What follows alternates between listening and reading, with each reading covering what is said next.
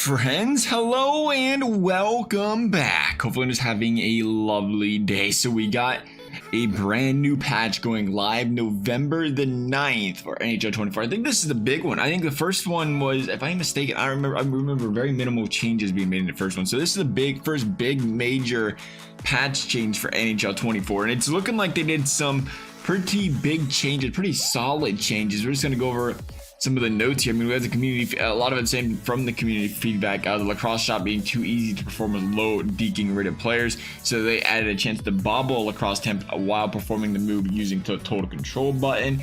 And the lower the attribute with the rating, the lower the attribute rating on the skater, the higher chance they have to bobble it. They increased the difficulty of performing the lacrosse attempt via skill stick to match more of NHL 23, so it's back to being next to impossible the way it sounds with the skill stick.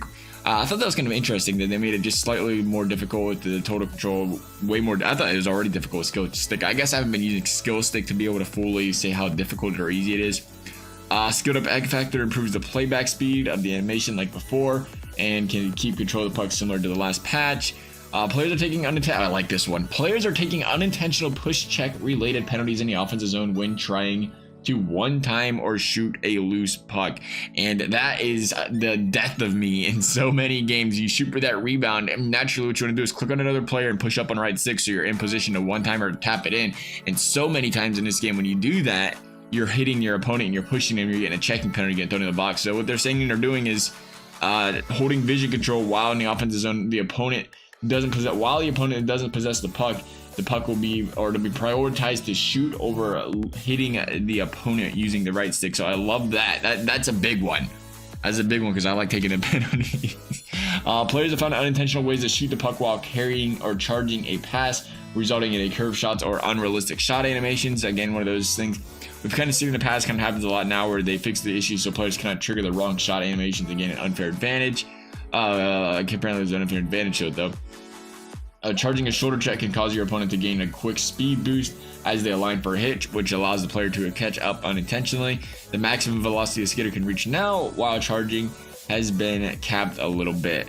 So that's going to be kind of interesting too, because when you go with that big hit now, before it's like they said, it sped you up a little bit, but it'll be interesting to see when you go for that big hit how much easy or how much more difficult it'll be to hit a player, because not only to help you catch up from behind, but it helped you catch the hit guy in general, so you almost animated into them. Like if you had a big distance and you went for that hit, you kind of like run into them still and make it easier. Now if you can do the same exact thing, they're gonna blow by you, I would assume, if you don't go at the right angle.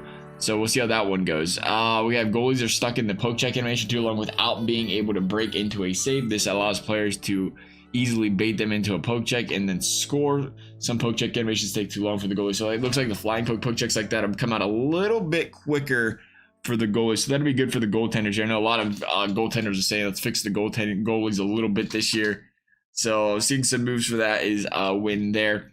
Players have found a high percentage way to score while shooting the puck while the goalie is transitioning off hug post in a specific pose. Now I feel a little bit attacked right here, yeah, a little bit. It's funny because I feel like there's always high percentage ways to score goals in the game, and there's never they never come up with patches to change it. It doesn't seem like, unless it's like straight up glitch goal, and not even then, because you can forehand backhand in this game. I didn't see a note for that. You can forehand backhand this every single time you want to, it goes in. But remember, we made a video on how to score goals, and this was like our main goal of how to score them, was kind of come around the net short side. Instead of going far side, when you come around the net in front of the goalie's face, you short side him. As soon as he comes off that hug post animation, it goes in. What was interesting though, I didn't feel like I seen a lot of people do it against me, like rarely ever. So I'm kind of surprised that became that's why I was like, did they go video watching? I definitely ain't about me. I'm gonna put it out there right now, but I kind of felt it a little bit. I was like, I don't know, because I don't see a lot of people do it. So I was like, oh, I was really surprised to see that. But nonetheless, I get it. As always, I like to score that way when it's a way. And that's the thing about patches. It's like we do have to be open-minded to the idea. It's like I love scoring that way. It's an easy way to score. But at the end of the day, if it's super easy to do, maybe there should be a different, they should patch a little bit. So as much as it benefited me in the game, I understand why they did it. So they slightly increased the distance a goalie will stay hugging the post when a skater comes out of the corner, allowing them to make make controlled butterfly saves. But see, now here's the interesting thing about this one. I don't think they can fix this problem. because when they hug the post longer, now you just go across the goalie's face and far-sighted it. And that's what happened in every single game before this year. You could just wrap it around and go behind the net, wrap around in front of the goalie and go across his face, shoot it far side, and it went in. And when they took it so you couldn't hug the post as long, that's when you couldn't score that goal anymore. But if you bring it back where you can now hug the post, I feel like the opposite's going to happen. The meta to score again, what's going to be is just go across the goalie's face, which I don't have a problem with. I think that goal should go in every time, because if you allow somebody to go around your net and then walk in front of your goalie all the way around from post to post without hitting him, it should go in, right? Nonetheless, the skaters unintentionally ended a slap shot wind-up animation after stopping puck protect without right stick or in a downward angle. Now the users must release the right stick to the neutral position and push the stick up, not up, but stick down again to trigger a slap shot wind up. So, okay, that's nice. Fix a little bit of a slap shot problem once they have control. Other fixes: fix an issue where vision pass icons remain visible at the end of a NHL. Fix an issue where NHL skaters who lost their helmet would not skate directly to the bench. Apparently, we had some helmetless NHL players. You can't do that. That gets through. What were you thinking? Oh, we should have just, they didn't have to go. They could just give him like a 5-minute. Fix an issue where a teammate accidentally get too many men on the ice and overtime penalties. Fix an issue where an extra goalie indicator was visible in ones. That's kind of sick. Fix an issue where the face-off location after a net is knocked off of the moorings was incorrect. Fix an issue where shot block animations were playing incorrectly. Fix an issue where goalies can get push checked through the net while in hug post. Oh, that's interesting. Fix an issue where nets were coming off the mooring too easily during gameplay, and they were coming off really easily, so I do like that. Champions Hockey League added new rules for the tournament. Minor penalties are dealt to the same as a major penalty. Serving delay penalties and minor penalty will be served at even if a goal is scored while delay penalty is coming. Shorthanded goal erases current minor penalty. If a shorthanded team score, the minor penalty against will end. So just some small stuff there. Franchise, they added a regulation wins to standings. They never, what? Are you serious? There wasn't a regulation wins in the standings? I guess there never has been, has there? It's interesting. Added more chemistry links between X factors for abilities based on skating, shooting, and puck skills. Increased impact of total player worth when running head coach preferred lines for all coaches. Fixed an issue where the computer teams couldn't sign two-way contracts when up against the salary cap. Fix an issue with CPU teams signing AHL potential players to entry-level contracts in free agency and they're in a re-sign phase. This change can prevent teams from signing more contracts, and these changes end up canceling out, causing CPU teams to sign roughly the same number of players as before. However, they will be signing who has a better chance at developing. Was they just out there wheeling and dealing anybody they wanted? Fixed an issue with stats shown on the Conn Smythe Trophy overlay. Fixed an issue where players without scouted X factors showed up in player search when filtering by players with X factors. Improved rookie signing logic so CPU teams can hold off on signing lower overall prospects who have potential until they develop. And last but not least, they improved CPU team logic so they sign low overall AHL potential players in free agency less frequently. As far as the creation zones concerned, we removed the invalid UI pop-up where creating a large number of players and teams. Added Chel, Brandon, NHL goalie equipment, music docs, and various UI fixes, fixing the issue causing players to be unable to bypass NHL 23 level player, goalie, and team creation limits. Okay, all right. Players will now be able to create 80 total teams, 1,750 total skaters, 250 total goalies. I don't know how many you could create before. Presentation face-off, hype spotlights, goal multiplier banner now properly appears in broadcast flow and hot rush. Fix the score clock displaying remaining time incorrectly. Oh, that might not be a good idea. That might have been a problem. Thankfully, I never encountered that. Improved authenticity of Detroit Red Wings goal horn commentary. Matchmaking update. When forming a drop-in team awarded child, users may have to wait the full matchmaking time for a user goalie who may not be available. Once in a drop-in, a team has reached max skaters, the team will continue to search for a user goalie for 5 seconds and then automatically begin searching for an opponent. Okay, so you don't search for an opponent as long.